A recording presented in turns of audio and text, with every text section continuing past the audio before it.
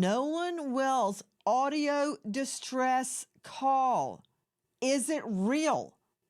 Good evening. I'm Nancy Grace. This is Crime Stories. I want to thank you for being with us.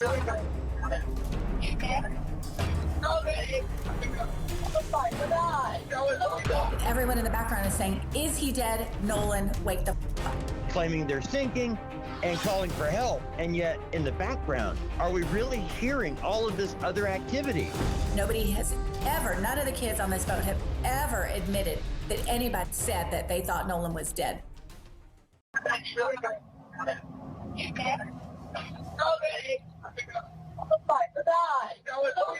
Detail assistance, Vicky speaking. How can I help you?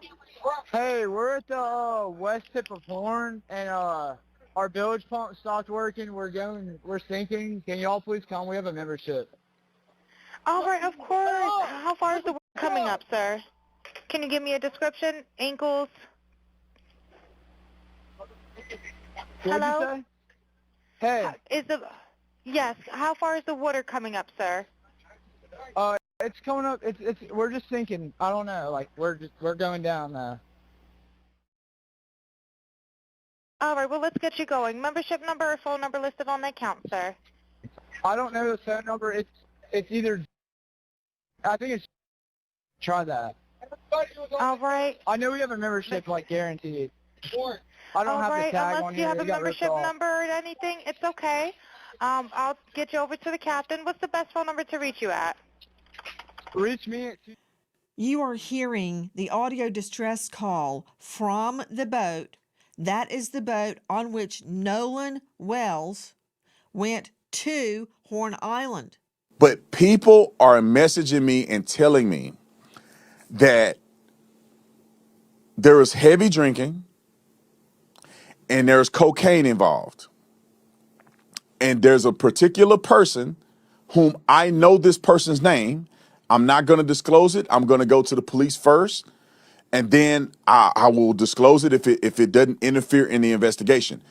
But this person allegedly was offering people cocaine, and someone close to Nolan, one of his friends, told me that this person was offered cocaine and rejected it from this person.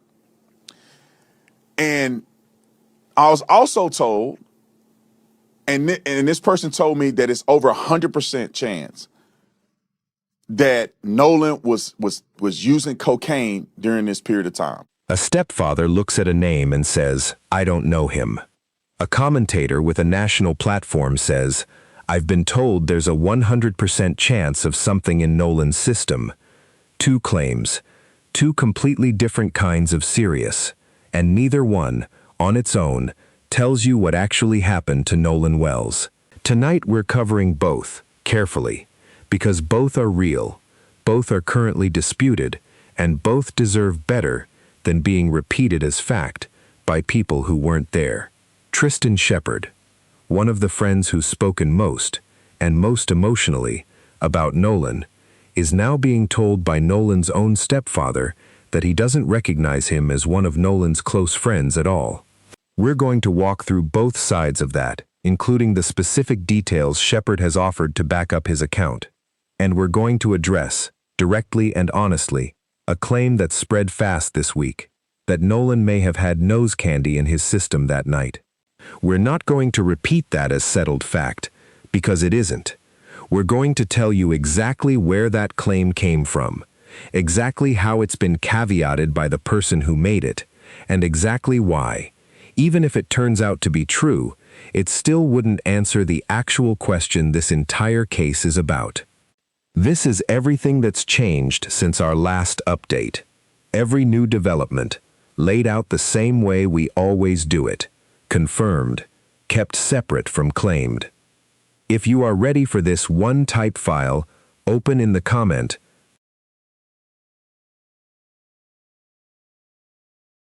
What's up, E-Mob? This your boy Gerald with the NC Beat. I want to know why Crooked Cop Tatum deleted his tweet to a question about whether or not the photo and video that he posted last week showing this Triton boat that Nolan took out to Horn Island, but According to them, they want us to believe that he was not on the boat as they were going back in when whatever happened to him happened to him.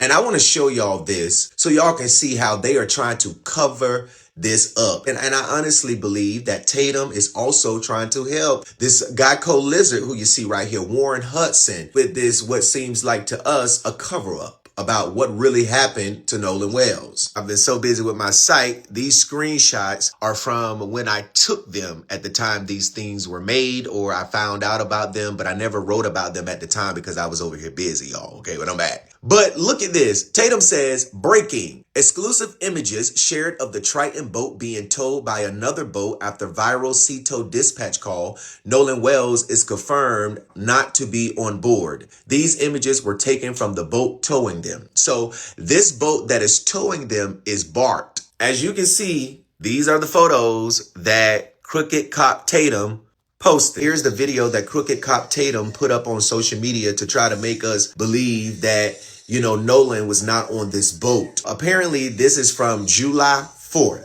When Tatum had posted these photos and videos, someone asked him before or after the call. He says after the call. And if you look up there, I screenshotted this Tuesday at 1:49 p.m. I don't know why Crooked Cop Tatum did not put up photos or videos during the CETO phone call so we can see what is happening on this boat during that exact call if we compare it. If you take that phone call and you compare it to this bullshit that he put out, none of it makes sense. He says Nolan is not on the boat. We can clearly hear a female voice who we clearly see a female on the boat asking, is Nolan dead on the boat? We don't see no water in the boat. I don't see the boat sinking. So to come up here and try to say somebody's not on board, and water is not on board either.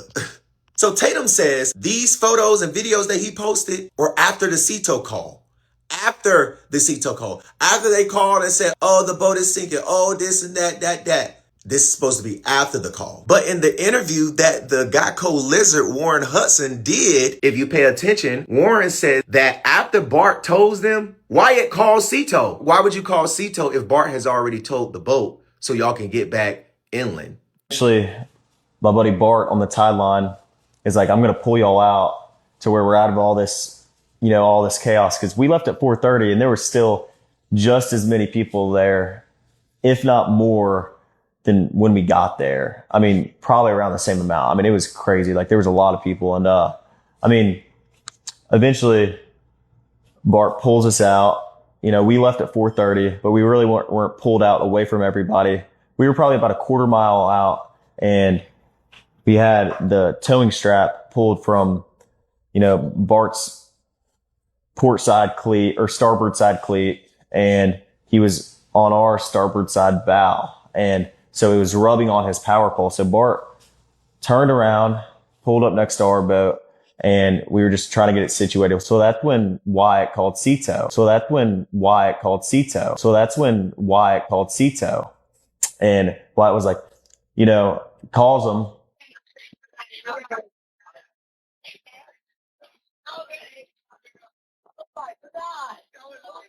CETO Assistance, Vicky speaking. How can I help you? Hey, we're at the west tip of Horn, and our bilge pump stopped working. We're sinking. Can y'all please come? We have a membership. All right, of course. How far is the water coming up, sir? Can you give me a description? Ankles? What'd Hello? you say? Hey. Yes, how far is the water coming up, sir? It's coming up. We're just sinking. I don't know. Like we're going down now. Yeah, I mean, absolutely not. We got towed probably a quarter mile. Like I said, my buddy Bart drove his boat up next to ours after he pulled us out away from the island. And then he towed us a little more while we were trying to get the motor figured out. I mean, the motor would trim down. So then eventually, and the motor wouldn't trim down. And so eventually we figured out if you held the manual trim on the motor. Okay, so that's enough. Y'all heard from the lizard, okay? Now, this is when the bilge pump was having problem, water was in the boat, they were sinking. This is when Bart pulled up and told them out because ultimately they canceled the CETO call because according to the captain, he already had contact with the grandfather. They didn't need the Coast Guard or any help. So if y'all didn't need the Coast Guard or any help, who helped y'all? Bart. So what was the point of calling Cito after he already had told y'all out of this issue that y'all were having? Warren Hudson's stepmammy, Judge Ashley Cole, in her statement, this is what she says. She says, Warren was interviewed by the Jackson County Sheriff's Department and cooperated fully. He saw Nolan last at around 3 p.m. on July 4th. They left around 4:30 p.m. when the boat was taking on water and they had an issue with the bilge pump. Nolan made a decision to stay on the island and return inland later with another group of friends. But she never said anything about Bart pulling up. She never said anything about her stepson being told by Bart. Nothing at all about this. So as you can see, Wednesday at 1:28 a.m., I went back to the post, and guess what? Tatum had deleted his reply to Maine before or after the call, because remember, he said after the call. And as you can see right here, the person he responded to said, yeah, he deleted it because he definitely responded to me. And he did because I screenshotted it. And I screenshotted when he deleted it. Why did he delete it? He deleted it because it is suspicious that these boys are calling Cito after Bart has already told the boat for them. So what was the point of calling Cito? Before we get into anything else tonight, there's something specific and checkable we need to walk through. A tweet Brandon Tatum posted and then took down. Here's what actually happened, as clearly as we can lay it out. Tatum posted what he described as exclusive images of the Triton, the boat Nolan had been on, being towed by a second boat after the viral Cito dispatch call. His own caption was direct. Nolan confirmed, not on board, images taken from the towing boat. Along with the photos, he posted video from the same moment. When someone asked him directly whether that footage was from before or after the call, Tatum answered plainly, after the call. That exchange is time-stamped, a screenshot saved at 1:49 in the afternoon on a Tuesday. At some point after that exchange happened, the tweet came down. Now here's the actual substance of the concern, separate from the deletion itself, because this is where it gets genuinely worth examining. If those images and that video really are from after the emergency call, after a boat was reportedly taking on water badly enough to need professional towing, some viewers have pointed out that the footage doesn't show what you'd expect to see. No visible water pooling in the boat. Nothing that reads, on its face, like a vessel in the middle of an active sinking emergency. That's a fair, specific observation to raise about footage Tatum himself chose to publish as evidence. There's a second inconsistency worth naming, and it comes from comparing Tatum's own reporting against itself. In Warren Hudson's original interview, the sequence he describes is that Bart's boat pulled them a short distance away from the crowd first, and that it was only after that, still dealing with the same mechanical trouble, that Wyatt called Cito. If that's accurate, it's a plausible explanation for why a boat that had already been given a short pull would still need an actual tow company afterward. Bart moved them away from the chaos, but didn't solve the underlying problem or get them all the way home. That's worth stating plainly, because it means this specific contradiction may have a reasonable answer already sitting in the friend group's own account, rather than being a genuine gap. We'd rather tell you that than manufacture a bigger problem than what's actually there. We also want to address something directly, because it's already circulating alongside this story, and we're not going to let it pass without the same caveat we've applied every other time it's come up. Some commentators reacting to this footage have said you can clearly hear a female voice on the disputed audio asking whether Nolan is dead on the boat. We need to be exact about this one more time. That interpretation has never been forensically confirmed by anyone on any side of this case. A digital forensics expert who examined one widely circulated enhanced version found it ran 20 seconds longer than the original recording with a different digital fingerprint entirely.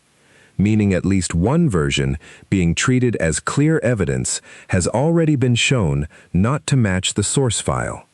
Clearly here is doing a lot of work in a lot of these claims, from people on every side of this story, and it's earned exactly 0 independent verification so far.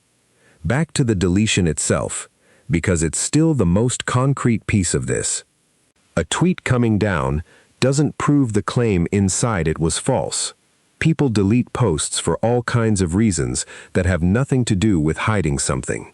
But Tatum has built real credibility on this case, around showing his work, screenshots, and timestamps laid out for people to check themselves. A specific, checkable timing claim disappearing, with no correction or explanation attached that we could find, sits uncomfortably next to that reputation.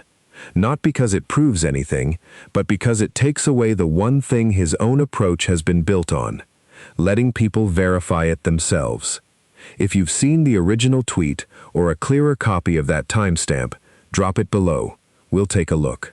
But people are messaging me and telling me that there is heavy drinking and there's cocaine involved. And there's a particular person whom I know this person's name. I'm not going to disclose it. I'm going to go to the police first, and then I will disclose it if it doesn't interfere in the investigation. But this person allegedly was offering people cocaine, and someone close to Nolan, one of his friends, told me that this person was offered cocaine and rejected it from this person. And I was also told, and this person told me that it's over 100% chance that Nolan was using cocaine during this period of time.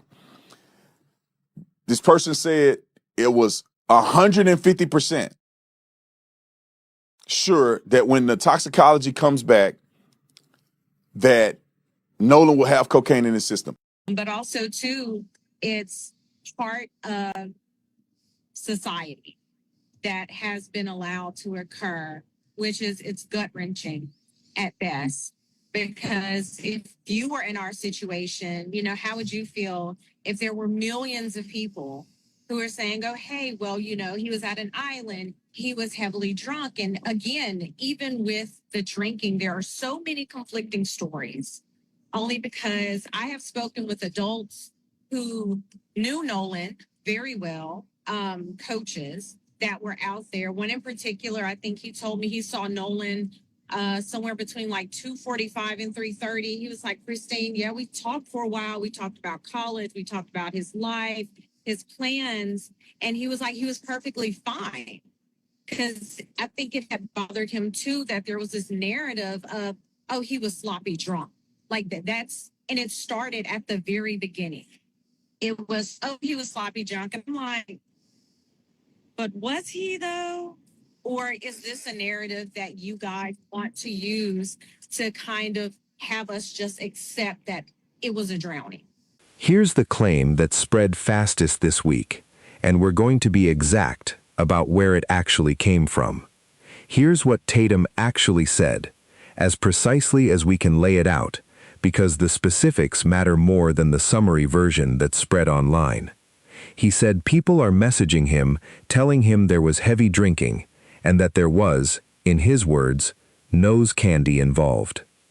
He said he knows the name of a specific person he alleges was offering it to people that day, and that he's deliberately not disclosing that name publicly, saying he intends to go to police with it first, before considering whether disclosing it would interfere with the investigation. He said a friend close to Nolan told him Nolan was offered it by this person, and turned it down. Here's where his own claim gets internally tangled, and it's worth naming directly rather than smoothing it over. In that same segment, Tatum said he was separately told by, in his description, a different source, that there's what he called 100% chance Nolan was using that day, and that this source was, in his words, 150% sure toxicology will eventually confirm nose candy in Nolan's system. Sit with those two claims next to each other for a second, because they don't actually agree with each other. One account, relayed by Tatum, has Nolan being offered it and rejecting it. Another account, also relayed by Tatum, in the same breath, claims total certainty that Nolan was using it. Those are not the same story. A person can be offered something once and say no. That's a completely different claim from someone being 100% certain of ongoing use.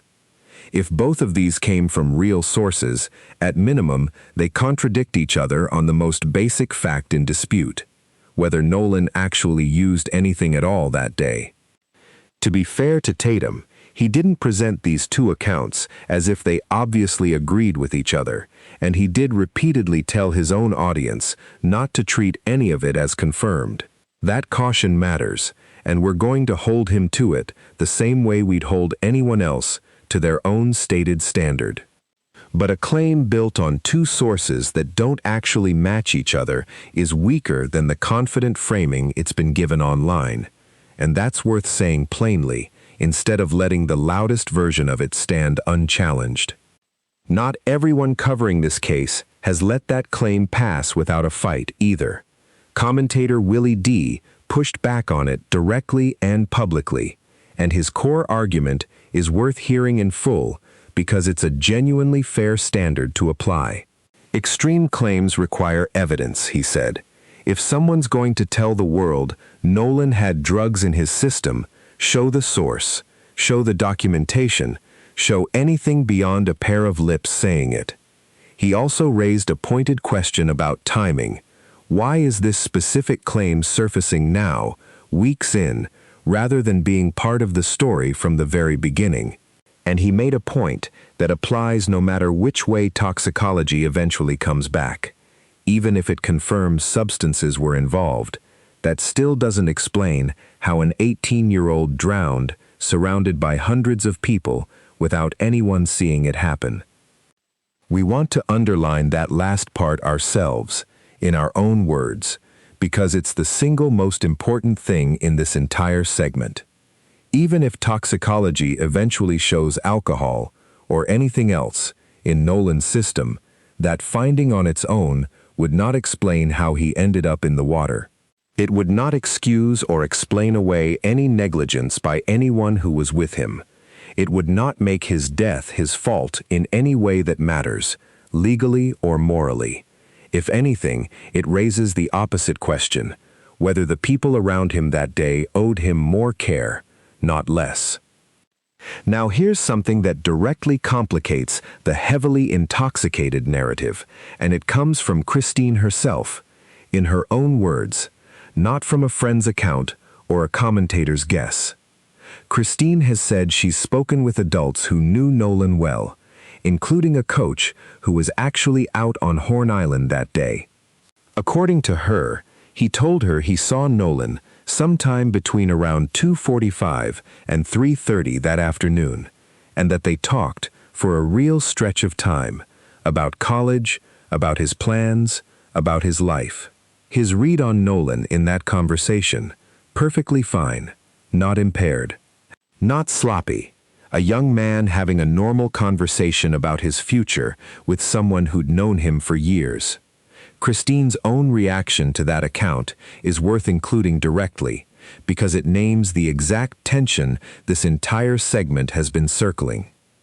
She said the sloppy drunk narrative started almost immediately, before any toxicology existed to back it up, and she's asked, plainly, whether that narrative exists because it's true, or because it's a story that makes a drowning easier for the public to simply accept without asking harder questions. We're not going to tell you Christine's account settles this any more than we told you Tatum's claim settles it. A coach's second-hand recollection of a conversation, relayed through a grieving mother, is not a toxicology report either. But it is a specific, named category account. Someone who actually knew Nolan, who says he was physically present with him during the exact window everyone's been arguing about, sitting directly across from an anonymous claim sourced to unnamed messages. Those two accounts cannot both be fully true. One of them is wrong, or at least significantly overstated. As of tonight, nobody outside a toxicology lab can tell you which one. If you have a source on either side of this, the timestamp, the toxicology status, anything solid, that's what actually moves this forward. Drop it below. Miss Rachel just said something on social media about the Nolan Wells case that I think you need to hear. What she said was the truth that all of us know, that if the races were different, meaning if Nolan Wells was white and the three friends were black, this investigation would be going very differently. And she is getting massive backlash for saying this. But I want to acknowledge how important it is to have allies.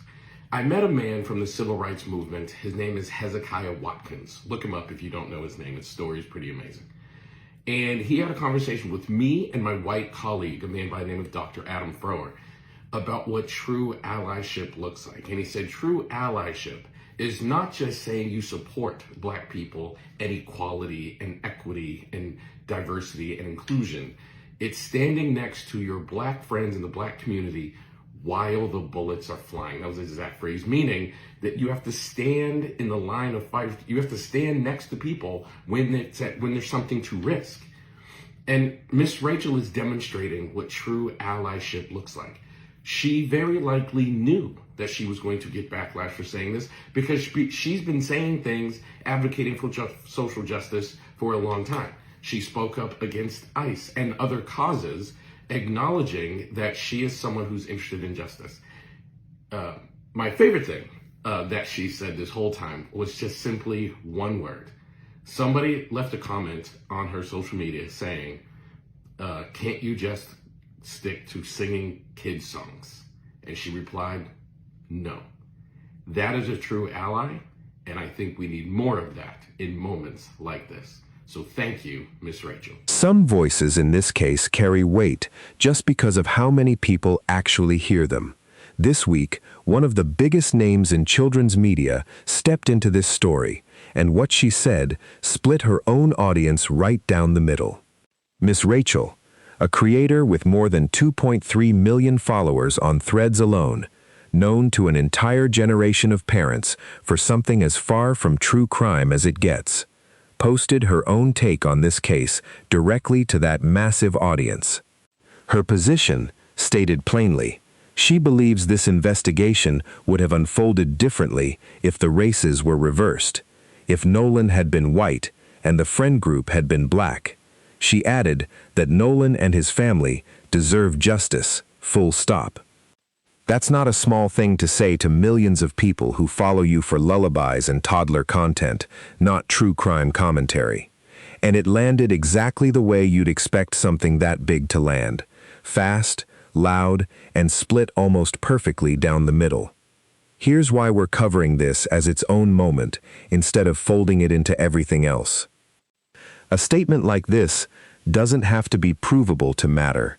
And it doesn't have to be wrong to be worth examining carefully either. It's a claim about a hypothetical, what would have happened in a version of events that didn't happen, which means, by definition, nobody can actually test it against evidence. That doesn't make it meaningless. Plenty of people watching this case, including legal commentators and civil rights attorneys we've already covered, have raised versions of the same concern using the actual documented pattern in front of them: the early no-foul play statement, the pace of the investigation, the treatment of the family's questions. Ms. Rachel's version compresses all of that into one sentence, aimed at an audience that mostly wasn't already following true crime coverage of this case at all. That's arguably the real story here.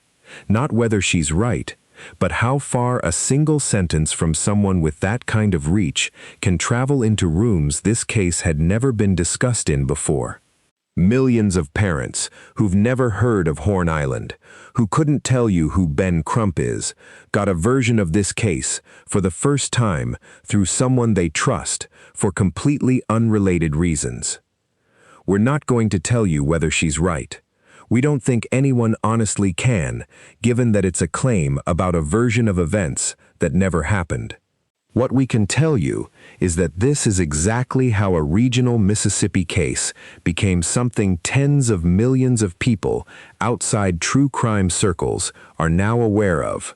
One sentence from one enormous platform doing more to spread this story than months of local reporting ever could on its own.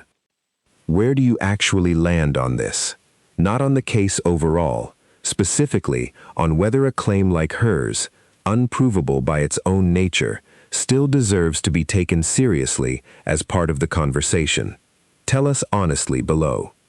Y'all remember how T. Shepard broke down in the Rolling Stones interview how 18-year-old Nolan Wells put his phone on the dashboard? I don't believe him, and I'm going to tell y'all why. This might even prove it. Go to the bottom where it says that when we hopped off the boat to get onto the island, the water was up to our chest and Nolan's boat was further away from the island. Then we were, which means he hopped into the water, it would have been up to his neck. Now, before I go to the part where T. Shepard had mentioned allegedly where 18-year-old Nolan Wells had put his phone and where there was about 15 other phones, let's go right here where they said that they met that day, and it's one of kind of those things Shepard said. He did come off that he really liked her, but that was the only time they ever hung out was Horn Island on July 4th. I feel like it's very important that he mentions that only Nolan and not specifically that everybody's first time with hanging out with Katie was that day. So I feel like other people already knew Katie that was there because Katie had came with somebody that 18-year-old Nolan Wells ended up meeting Katie through the people that Katie had ended up coming with. Hold on. Right here is where it allegedly says that Shepard said Wells, he said, place his phone in the boat of one of their friends. When Nolan got in the water, he put his phone on the boat dash, also with probably 15 other phones. The uncle did not want to be named. You know they done fucked up, don't you? Now, I just showed y'all in the message where she had allegedly claimed that 18-year-old Nolan Wells' boat was further back away from the island. So how would Shepard be able to see 18-year-old Nolan Wells put that phone on the dash of the boat if he's on a different boat? Not only that, why would there be 15 phones over there on that boat, the boat that seemed to be the furthest from the island, allegedly, 1 second, and the boat that we've heard of so far is the furthest away from the island, as she says that Nolan's boat was further away from the island. She stated right here, it'll be about 5 to 10 kids on the boat. So then why would there be 15 phones that ends up on 18-year-old Nolan Wells' boat when that's the boat that's furthest from the island, especially from theirs? And if kids are so comfortable with putting their phones up on the boat, wouldn't it make more sense that they put their phones on the boat that was a little more closer to the island? And that if T. Shepard was able to see 18-year-old Nolan Wells put his phone on the boat, and also Jayvon Williams was able to see 18-year-old Nolan Wells put his phone on the boat, wouldn't that make sense that that would be the boat that they put it on, the boat that T. Shepard was on, allegedly? And then you got to think about what it stated that Jayvon Williams' mom had said allegedly down in the comments when she said no, stating that Jayvon had said that he waited at the dock, or he had got his phone at the dock when the boat arrived. What boat would have left after Jayvon Williams originally had gave his story? His original story was that he left shortly after 4, correct? That would allegedly put T. Shepard leaving that island after Jayvon Williams because allegedly the person that of the boat that had the altercation, she inboxed me. She had stated that they had left around 5 or 5:30. Originally, Jayvon Williams stated that he had left shortly after 4. Originally, Jayvon Williams had stated that he had saw 18-year-old Nolan Wells visiting with a girl as well as talking to a group of friends as he left. So when you take Jayvon Williams off of that island who no longer has that real alibi of the altercation and such like that, that in-the-face altercation, who really doesn't have that real solid alibi right there?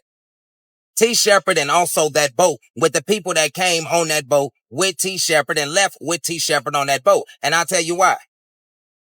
Because why would Jayvon Williams need to change his story when Jayvon Williams' story already got him up out of there and everything? There was no reason to change that story, was it? But in order for T. Shepard's story, in order to fit and everything, and for people to no longer think that it was 18-year-old Nolan Wells, the story needed to switch and change. But I truly felt like it was 18-year-old Nolan Wells. It might not have been in that precise altercation moment where they was yelling, but 18-year-old Nolan Wells was on that boat. And I truly felt like something happened with 18-year-old Nolan Wells on that boat. And I truly felt like that's the boat that Katie rode out on. And the reason why I feel that way, in my opinion, is because they said that there was two married couples on their boat. There's an aunt, there's an uncle. The uncle did not want to be mentioned, as well as there's another, the woman that allegedly says that it was her boat that they had the altercation on. Her and her husband are there, and she says that her husband is either ex-Marine and or military. She also has stated that they always keep their head on a swivel, but I'm trying to figure out if the head is on a swivel, how would you not know a boat that left right there with you that you said was right next to you, just was a little further than from the island than yours was? How would you not notice that it had left and that 18-year-old Nolan Wells was not on that boat? Heads on a swivel, people paying attention, you would have noticed that boat left, and you would have noticed if 18-year-old Nolan Wells was on that boat. No, the only way it makes sense that Jayvon Williams was waiting at that dock for his phone to arrive is if he left it on the boat that Shepard rode back on, in my opinion. Because originally you have Jayvon Williams stating that he and 18-year-old Nolan Wells put their phone in a box on the boat. Now, if he put that in the box on the boat, nobody else would have known where 18-year-old Nolan Wells' phone and him was except the two of them. And that's why you still have 18-year-old Nolan Wells' phone making it back to the mainland due to the fact that nobody knew that those two phones were together inside of that box that was on that boat. And now that 18-year-old Nolan Wells' phone has made it back to the mainland, now they got to find a way to do something with this phone because that Life 360 is on it. And I read that if it's on the iPhone, that it'll send you alerts every now and again of the Life 360. You see, also on the same boat that Shepard was said to be on allegedly, there was also two other young men that was on that boat that was said to be allegedly, I guess, the children of the lady that stepped up and said that that was her boat that the altercation occurred on. And there was multiple men and other people that was on that boat at the same time. See, so allegedly Jayvon Williams never even had a reason for people to suspect Jayvon Williams at all until he changed his story from the original story to something new. And then I had to think, well, why would there be multiple claims that Katie is the one that had the phone allegedly? You see, there was that girl Sierra that got in the comment section that had claimed that that's where Jayvon's mom had got it from. And Jayvon had allegedly got in the comments and said exactly to her. There was also that person, Monica Janine, that had left that comment at the same time stating that the phone came from Katie. And I'm like, wait a minute. If the phone came from Katie, how would the phone come from Katie? I couldn't think of any other way that the phone could come from Katie. Then we're like, dang, the sister of Katie said that in a post that Katie had left with her brother and sister-in-law. And I'm like, well, I'm not hearing about no married couples out there or anything like that. So I'm sitting here thinking that somebody had to come and get her allegedly. But all in all, I truly felt like that brother and that sister-in-law of the sister of Katie was there at the beach the whole time. And that's the boat that allegedly the altercation occurred on. As you have to think, if 18-year-old Nolan Wells was said that he was going to hang out with Katie, he was going to be with Katie or whatnot, and he was so adamant about it and everything like that, then I would think that that boat would be very close for 18-year-old Nolan Wells to be able to know exactly which boat that Katie was leaving on. And that's why I feel like it was so important that I think it was Wyatt's mom that had alleged that Katie's boat was next to their boat. Because the same lady that alleged that the altercation occurred on her boat, she said that their boat was also next to Nolan them boat. I'm thinking that those boats are one and the same boat, everybody. Because it does not make sense why Jayvon Williams would change his story and then all of a sudden introduce a new boat with his so-called peoples in it further down the island? And it also didn't make sense that Katie and 18-year-old Nolan Wells would also leave and go up on the island to go talk only for a few minutes. And not only that, for nobody to ever say that they saw Katie and 18-year-old Nolan Wells walk anywhere, that's very odd. You think a young lady that met a young man for the first time, and this is a random young man, is just going to go off on an island alone with him and not allow the people to not allow enough respect to tell the people that she came with that she was finna go walk with him? And do you think that 18-year-old Nolan Wells is so dismissive of his friends that he's so worried about Katie and so focused on Katie that 18-year-old Nolan Wells went stop to mention to his friends, hey, we finna go for a little stroll? No, it's because I truly feel like Katie came on that boat that was right next to 18-year-old Nolan Wells, the same boat that they alleged that altercation occurred on. I feel like that boat is the boat that they need to be focusing on, and they need to be focusing on Jayvon Williams and asking him why he will be willing to switch his story for somebody else, allegedly. Here's a voice we haven't spent real time on yet, and it might be the single most important one in this entire case because of exactly who it's coming from. Jayvon Williams isn't a stranger relaying secondhand rumors. He's described, across multiple outlets, as Nolan's best friend. And on CNN, on the record, in his own name, he said something that directly contradicts the account the rest of the friend group has given. Investigators' own Marine Patrol report says several friends told them that when they left the island, Nolan was in the company of an unknown woman and had chosen to stay behind. Jayvon's response to that, to CNN, was direct. That doesn't square with the person he knew. In his words, he's never known Nolan to stay back while his friends left. If Nolan rode out with you, he came back with you, every single time, no exceptions. That's not a vague feeling. That's a specific, testable claim about a pattern of behavior from someone who says he watched that pattern hold for years. Here's what makes Jayvon's account particularly significant, instead of just one more contradiction to add to the pile. He's also gone on record saying he doesn't believe this case is centered on race, a position that cuts directly against part of the public conversation around this case, and one that took some real willingness to say out loud, given how charged that conversation has been. At the same time, in that same breath, he's maintained that the specific details around how Nolan ended up without his phone and his keys simply don't add up to him. That's a genuinely rare combination. Someone close to Nolan, willing to publicly push back on the racial framing some observers have applied, while still refusing to accept the friend group's own explanation for the parts of the story that don't sit right with him. That combination matters because it can't be dismissed as someone chasing an agenda in either direction. He's not confirming the darkest version of this story, and he's not accepting the simplest one either. He's occupying the hardest position in the whole case, genuinely unconvinced, from the inside, without a theory to sell.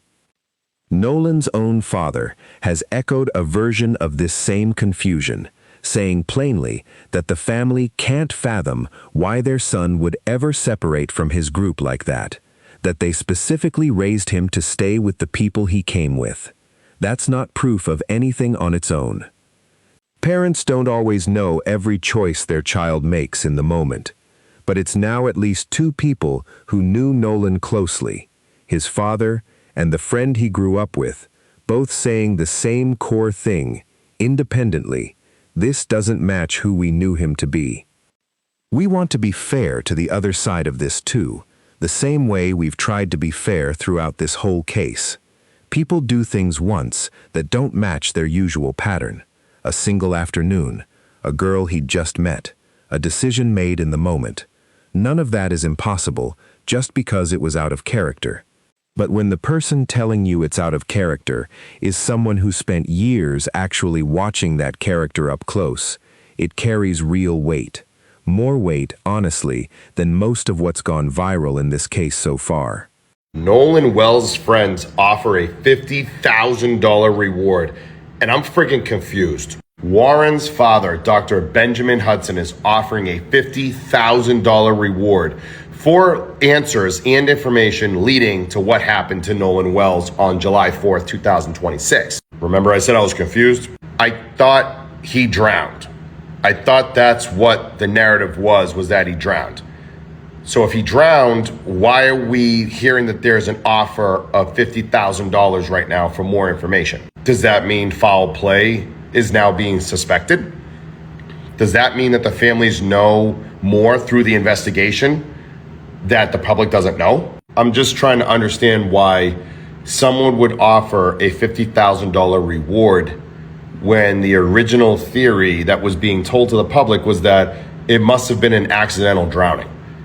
This might actually be a good thing. This might mean that the families know there's more information out there. And through the investigation and through the channels of the investigation, they do feel confident that someone knows something and this was not just an accidental drowning. But this $50,000 reward is really throwing me through a loop. Sam here for a Nolan Xavier Wells update. And if you couldn't believe it could get any tackier, these people have now started to give, send, goes me. Some lady named Tracy Schleckler, allegedly. I don't even know. You can go check it out for yourself. Check it out right here. They are trying to raise $500,000. Like, this is so disgusting. Like, are you guys gonna do a give, send, go for the family? Like, I've never seen, and all they are talking about, racism. Like, you guys are doing all the racism. You're Mississippi. Has nobody seen the movie Mississippi Burning? Nobody? Go watch it. If you guys haven't seen it, Willem Dafoe, Gene Hackman, brilliant movie where like 4 civil rights people are just killed in Mississippi. You guys have a history of this and you have the nerve to call us race baiters, but you all worship Officer Race Batum Tatum? You guys worship that guy because he's the only black guy you know. Don't you think that's odd? That's willing to agree with your racist rhetoric? Don't you think? Ding, ding, ding. Disgusting. So shameful that this poor woman loses her son. You guys shame her and then start give, send, goes, and you have the nerve to talk crap about them hiring a lawyer and getting money for their legal fees or their trauma that they've been through. What do you guys think? Let me know in the comments. Secret Service Sam out, Samson for president of the world. Here's a question that sounds simple, and the more you actually sit with it, the more it isn't. Dr. Benjamin Hudson, Warren Hudson's own father, publicly offered $50,000 for information leading to answers about what happened to Nolan. And one reaction to that news, watched by a lot of people, put the confusion plainly.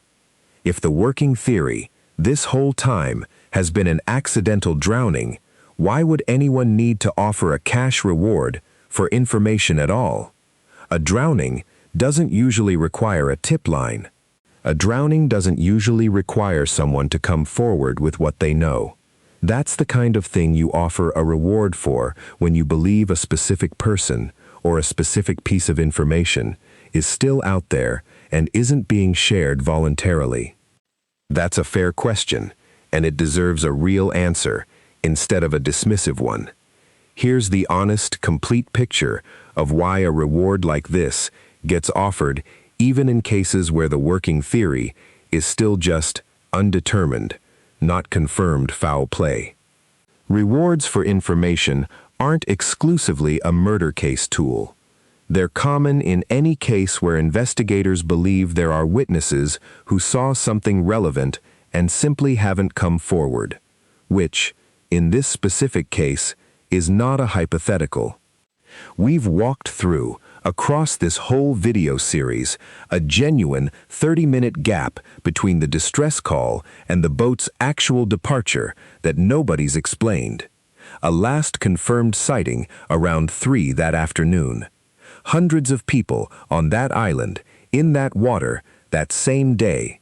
A reward doesn't require the family or investigators to believe Nolan was murdered. It requires them to believe that somebody out there, one of those hundreds of people, knows a piece of this timeline that hasn't surfaced yet, and might come forward for 50,000 reasons to do so if they hadn't already found one on their own.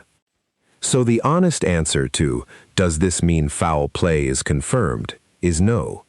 A reward is not a confirmation of anything specific, but the reaction in that clip isn't wrong to find it strange either, because a reward this size is also not the move a family or a friend's family makes if they're fully at peace with, he drowned, case closed. It's the move you make when you believe there's more to know, whether or not you're prepared to say publicly what you think that more actually is. Now here's the detail that actually matters most in this specific version of the story, and it's the same one we raised back when this reward first climbed to its current total. This $50,000 isn't coming from a stranger or an advocacy group with no connection to the friend group. It's coming from Warren Hudson's own father, a man whose own son has spent weeks being scrutinized, accused, and threatened online in connection with this case. Think about what that actually means. If Dr. Hudson believed his son had something to hide, funding a bigger, faster push for answers is close to the last thing he'd do. Answers cut in every direction, including toward his own family, if there was ever anything there to find. The more plausible reading, and we think it's the fairer one, is that this is a father who's watched his son get dragged through a version of this story that Warren himself has consistently denied, a role in Nolan's death, tampering with the phone, and has decided that the fastest way to actually clear his son's name isn't silence. It's money on the table, specifically aimed at getting the real, complete timeline out into the open, wherever it actually leads. There's a second pot of money in this case that gets confused with the reward constantly, and it's worth separating them clearly, because they're not the same thing and they don't serve the same purpose. Ben Crump has publicly thanked entertainment executive Byron Allen for donating $100,000 specifically to the family's GoFundMe. That money, according to Crump's own description, isn't a reward for tips. It's meant to help the family retain the best independent experts available, the forensic pathologists, the audio engineers, the oceanic engineers we've covered elsewhere in this case. That's an investigation fund.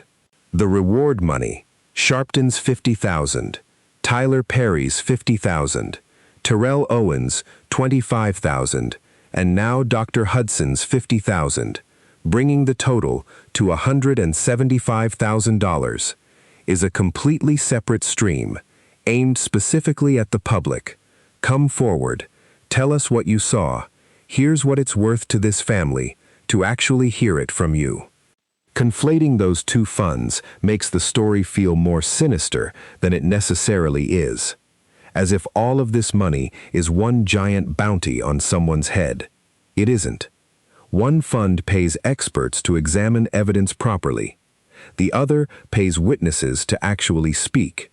Both exist because, months into this case, the family and the people around it have concluded that the normal channels haven't produced what they needed on their own. So where does that leave the actual question this segment opened with? A reward this size doesn't prove foul play happened. It also doesn't prove nothing happened beyond an accident. What it proves, plainly, is that the people closest to this case, including someone whose own son is one of the people under suspicion, don't believe the story is fully told yet. That's not the behavior of people who think this is over.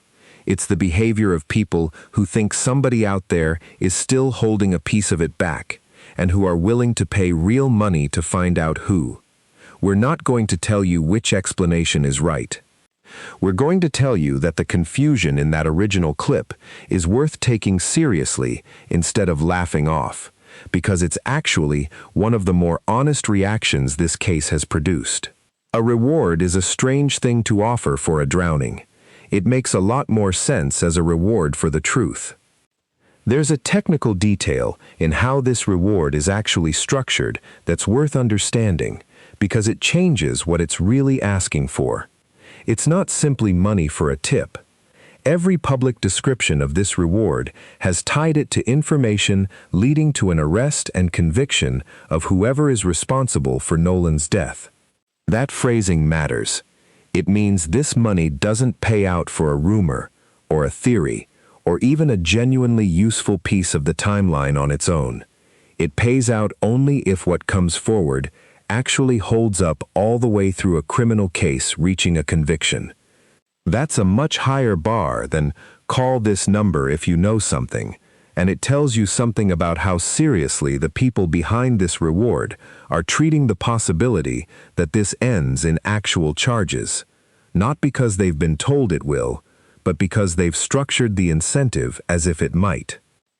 It's also worth putting this reward next to something we've already covered elsewhere in this case cluster, because the comparison is genuinely instructive.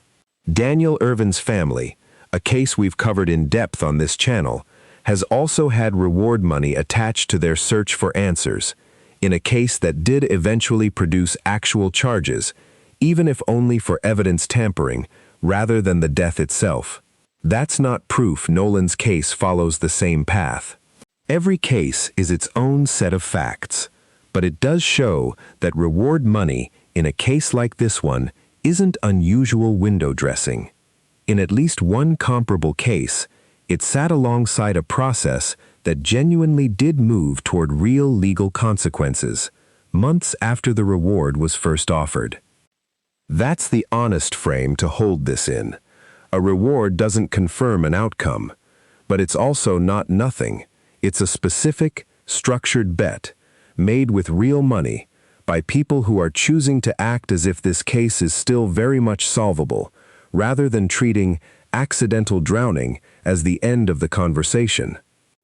Now, there have been a lot of different accounts about whether he was on the boat when he came back from Horn Island, when he was supposed to come back from Horn Island. He never came back from Horn Island. And you can clearly hear on that version, which we obtained from the Mississippi Department of Marine Research. They released it. It's not something off TikTok or Insta. And that's what you hear. Let me hear 184 one more time, please.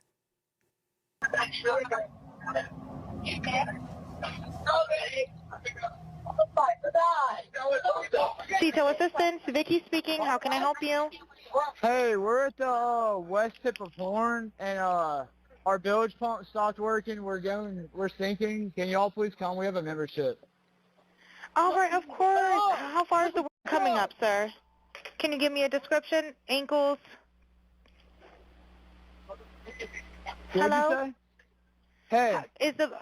Yes. How far is the water coming up, sir? It's coming up. We're just sinking. I don't know. Like we're going down now. Have you ever wanted to see your Crime Stories investigative reporter? What are we hearing? Nancy, this is the audio call from the boat that Nolan Wells took out to Horn Island. And the boat is attempting to leave Horn Island because the boat is taking on water. What we are hearing is the call from the boat to the group they have. Cito, let me help you. Let me help you. Reminder, Dave Mack, we've only got 1 hour to cover a lot of territory. That is the Cito call where the grandson of the boat owner thinks that they're taking on water. Joining me right now, special guest Brandon Tatum. He is a former police officer with Tucson PD, and he is the star of The Officer Tatum on YouTube. He has interviewed Nolan's friends. Now, we're about to bring on 2 experts, each one taking a different viewpoint on that call. But, Officer Tatum, thank you for being with us tonight. No matter what you say, just know you're going to get hate mail. Doesn't matter what you say. If the angel Gabriel came down right now and spoke on this case, he would get hate mail. That said, what do you make of that audio, officer? Well, Nancy, thank you so much for having me on. If you put the audio within context, it is a impossibility unless these people are prophesying that somehow they're saying Nolan's name or projecting that Nolan is somehow injured, hurt, or killed, because we have witnesses that have come out. When I interviewed Warren, a lot of those kids that I talked to already alluded to this way before the audio came out, that they were gone. And people had already saw Nolan after they had left. The young lady, Katie, that he was hanging out with, I saw a text message from her alluding to the fact that she never saw him get on that boat at all. We have video of the boat that we shared on our social media page, and it shows all the occupants on the boat, and Nolan was not there.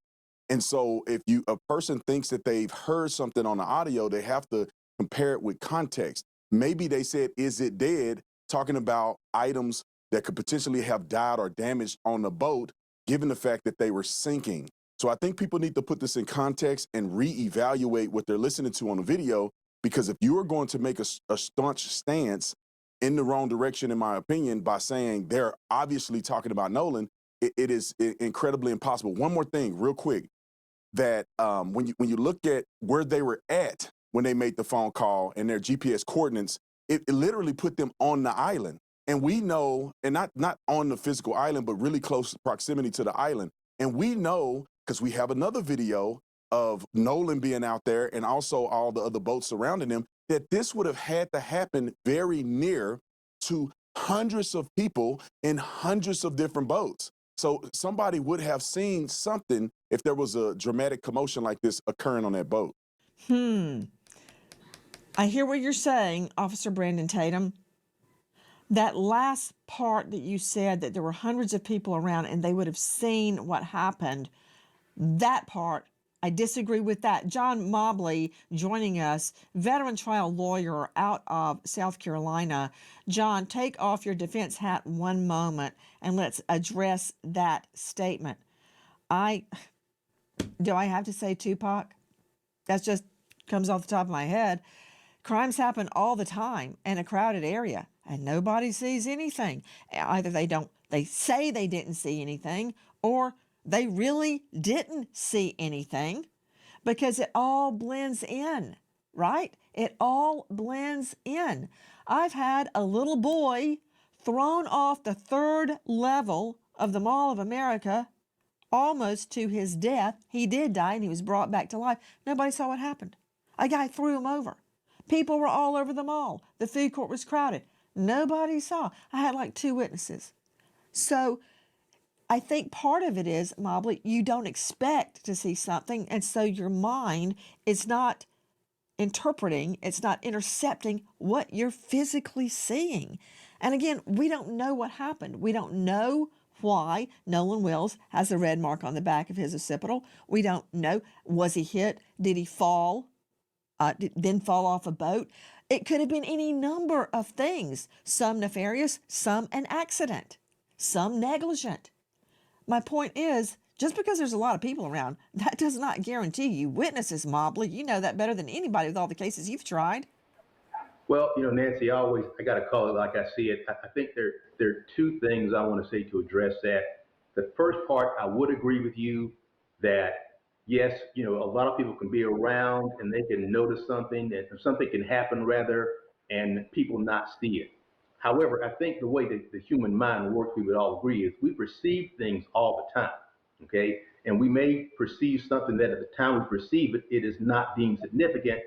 However, in this case, I do believe that if someone did see something that they didn't pay particular attention to involving Nolan Wells, once all of this has come out, the way the mind works is it'll trigger what they saw before, because now it becomes significant. Okay, so I do agree that people can perceive things and not pay attention to them, but when something significant happens later, sort of like being robbed, you're not paying attention to what everybody's wearing, but if when somebody robs you and later on you have to recall what that person was wearing, what they looked like, you can recall it because it's important at that point. But at the time they perceived it, it was not important. So that's what I want to make sure I discuss. And I do want to address, you talk about the red mark on the back of his head. I mean, I think that is a red herring. That's something that everybody kind of latched onto because they're so desperate for any information that might be related to the cause of his death. But even the own pathologist Put him that up. conducted the autopsy Put did not put him significance. up. Mobley, are you a medical doctor? Yes, no. I know how to examine forensic evidence based on the countless homicides that I've tried. Listening, not hearing, yes, no. You're not a medical doctor. I'm a juris doctor. Are you a medical examiner? I am not. No. Put up the back diagram, the back of the head of Nolan Wells from the second autopsy right now. You know what? I give it to you, Mobley. You're a great trial lawyer. A medical examiner, you ain't. And I don't know why you're saying people are latching onto this, grabbing at straws. I'm looking right at it, man. Should I believe you or my lying eyes? I am looking at the second autopsy. And I have questioned multiple actual medical examiners, actual doctors that say that means something. Put him up again. In what world would the first medical examiner remove Nolan's throat if it did not have something probative about it, something that proves something? Did they remove his toe? No. His elbow? No. His eyeball? His nose? No. They took his throat. Do not tell me that a medical doctor, which you are not, took a throat out of this young man because it means nothing. And then, you know what? I can't even hear you. Straight out to Joe Scott Morgan joining us, professor of forensics, death investigator. That second doctor did not highlight that in red for nothing. That doctor is not grabbing at straws, as Mobley said. I don't know why he's saying that. No, you're right. He has purpose. We have purpose in everything that we do in the medical legal world. And so when you see this highlighted area, it's unique in the way he has diagrammed it here. He even demonstrates that it has almost like margins to it. And, that's what has left a big question for us, because it's not like it's diffuse all over the place where you've got these kind of spotty alignments. He's got a margin. It almost looks like a rectangle, doesn't it? Well, when we begin to see things like that, we think about patterns. And that's some of the questions that have yet to be answered. But what he does say in his relative to the second examination is that he did a multi-layered dissection. Now, this area had not been dissected by the ME's office in Mississippi. So what he's doing is he's going layer by layer. We're talking about the skin. We're talking about the sub-Q fat. We're talking about the musculature that's under there. And yes, there is musculature under there. And what his conclusion is, Nancy, is that there's significant decomposition at this point in time. So he cannot make a determination about these markings one way or another. He needs more information. And admittedly, in this second autopsy, he says this is pending investigation, and that's key here. Okay. Joe Scott Morgan. Yes. He, the first medical examiner, removed the throat. Yes. No other part of the body, except for the lungs, removed the throat and the lungs. We know why he took the lungs. I don't have to be a death investigator like yourself with 10,000 death investigations under my belt to know why he took the lungs, to see if Nolan drowned. But the fact that someone has a lungs full of water does not tell me how they got in the water. Did he fall? Was he hit? Was he held under? Was it an accident? Did you see that video? Pull it up if you can, control room, of all those ships, all those boats out there. If he was between one of those boats, lost his footing, went under, got the riptide, no one may have noticed. All right? No one may have noticed. Look at all that. And there were apparently 300 or so people out there. This is just a tiny microcosm. It's July the 4th. Everybody's at Horn Island having a good time. So it could be any number of ways he landed under the water. But my point is, that's why they took the lungs. Why? The throat. Well, because the throat and the throat areas you're referring to it as, it's actually the organs of the neck. We're talking about the larynx, the pharynx, our windpipe, essentially, and everything else that's connected therein. That's the conveyance to get into the lungs. So one of the things what they're looking at here, Nancy, to put it very bluntly, is they're looking for any possibility that his breathing could have been compromised. Well, how is that compromised? Well, when you begin to think about, if you put your hand in the midline of your throat, right here, okay, you begin to think about the trachea, which is encompassed right here. Was it compromised in any way? Are there any focal areas of hemorrhage? Has it been crushed? You would go up into the neck. I suspect that the tongue was probably removed as well. You're going to look at the hyoid, which, did not accompany the body. But all of this has been retained. There's nothing abnormal about the state retaining the organs of the neck. This happens very, very frequently in cases like this because they want to be able to go back and examine it. And also for the future, they either want to get a consult on it or it has evidentiary probative value here moving forward with